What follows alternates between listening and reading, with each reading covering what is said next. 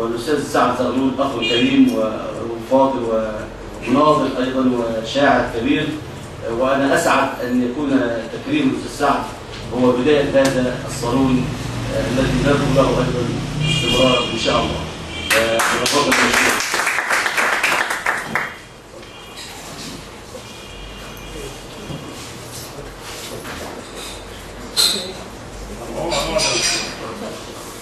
بسم الله الرحمن الرحيم.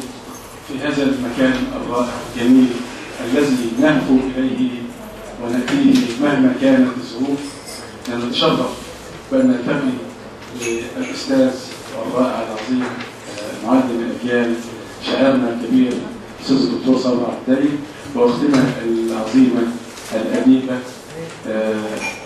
نبتة الأرض الطيبة التي نعتز بها دائما ونفخر باسم نجلاء محن في كل مكان.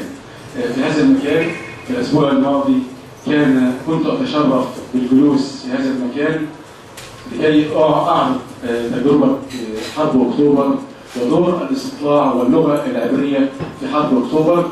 ربما أنه كان دورا لا يعرفه الكثير من الناس عن الاستطلاع، فكانت فرصة طيبة في حضور طيب في مكان طيب رائع أن أوضح دور الاستطلاع والمخابرات الحربية واللغة العبرية ودورها في حرب أكتوبر في هذا المكان في حضور طيب جميل.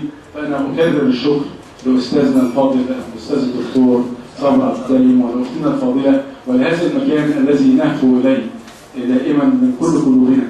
عندي مدام تقول يعني كله انت مش هذا والخميس في نظام مع الاستاذ مجدي مش كفايه. لا هذا المكان اللي بيتوسع يعني اختي ناب واخويا الاستاذ جمال، ومهما كان لازم اروح عند الناس الحلوين والغاليين وربنا يبارك لنا ودايما من نجاح الى نجاح، واترك المجال لكي نستمتع باستاذنا الفاضل استاذنا الدكتور صابر عبدالي. اتفضل.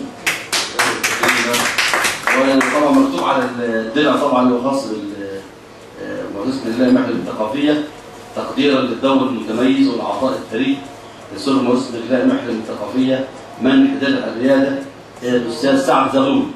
ونرجو طبعا حضورنا الى ان يوضع الاسم يعني.